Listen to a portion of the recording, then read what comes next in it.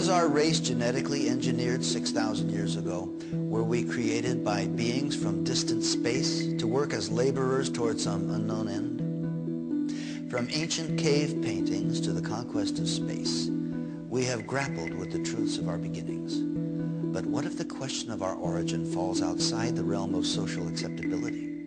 What would happen to our culture if we were to discover that we, as a race, are no more than the result of a genetic experiment conducted by a superior life form?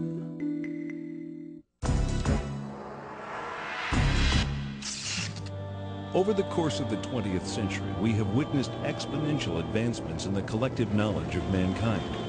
In every field of science and technology, our achievements are no longer measured in centuries or decades, but in years and even months.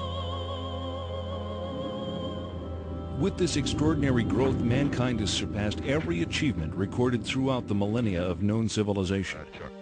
But what if the breakthroughs of today concerning humanity, the earth, and our beginnings are not new wisdom at all?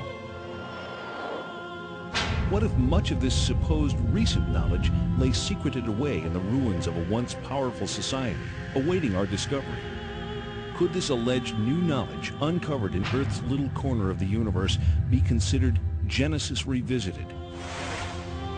This is the belief of the world-renowned archaeologist, linguist, and expert in the field of cultural anthropology, Zecharia Sitchin. I'm Zecharia Sitchin. I devoted a lifetime to the study of ancient civilizations, ancient languages, their art, their beliefs, and the knowledge that they had. And the question is, when you study, when you look at all that, is it myth, is it mythology, or did it really happen? I believe it all really happened. In our obsession with antagonisms of the moment, we often forget how much unites all the members of humanity. Perhaps we need some outside universal threat to make us recognize this common bound. I occasionally think how our differences worldwide would vanish if we were facing an alien threat from outside this world. And yet, I ask you, is not an alien force already among us?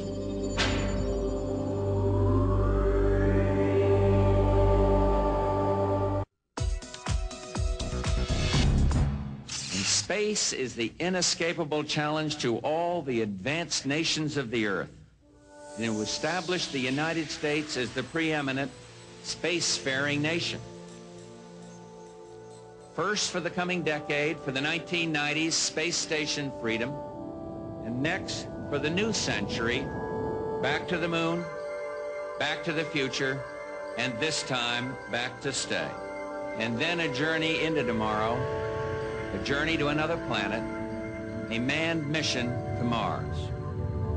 A manned mission to Mars? An ambitious objective, and with the success of the Mars probes and NASA's rover, one that humanity has made substantial strides toward achieving. Could there have been a space base on Mars in antiquity? If we had physical, tangible evidence of artifacts on Mars, we are not only not alone in the universe, but someone has been on the next planet over.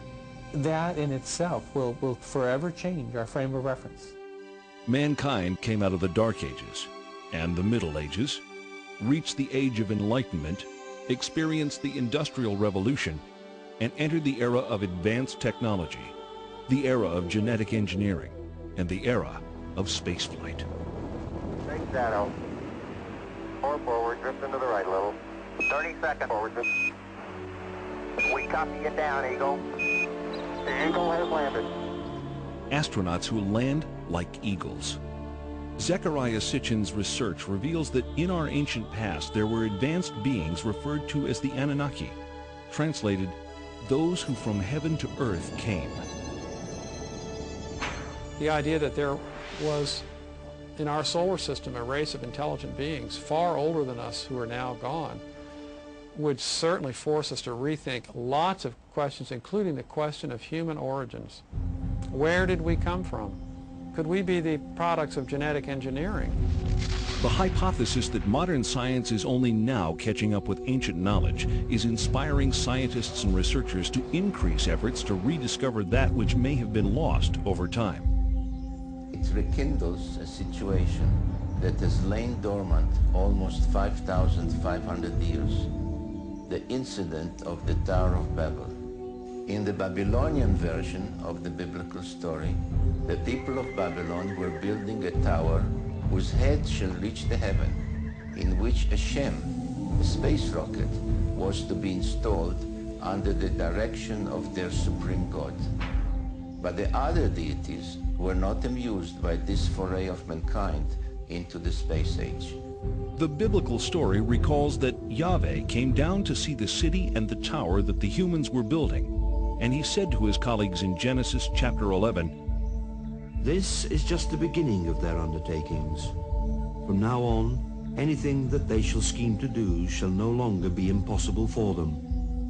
Come, let us go down and confuse their language so that they should not understand each other's speech." Thanks to the science of archaeology, experts now know that the first great civilization emerged almost 6,000 years ago. Older than the Greeks, older than the Mayans, older than the Incas. The people of this society were called Sumerians, after their land, Sumer, in the great plain between the Euphrates and Tigris rivers, today's Iraq. The book of Genesis calls the land Shinear. For generations, biblical scholars either ignore biblical references to ancient kingdoms or categorize these as legend or lore. Through the study of historical relics and the translation of ancient languages, many biblical researchers now believe that the previously questioned Old Testament references are indeed historically authentic accounts of flourishing, advanced cultures. If you study the Genesis document, God made Adam out of clay and then took Eve out of his rib, one of his ribs, etc. If you study this document, you discover that it's really a much shorter version of a much more complicated document that comes out of Babylonia and then out of Sumer and so on. Now, these ancient texts give a really complicated story of powerful, non-human, godlike beings actually engineering us, making us for specific purposes. Zecharia Sitchin's investigation into these cultures brings him to this 6,000-year-old temple in an excavated area of the ancient city Erech. Until its discovery only 150 years ago, Erech was known only through passages in the Bible. The temple is dedicated to a female goddess named Inanni, also referred to in later times as Ishtar. Zecharia Sitchin.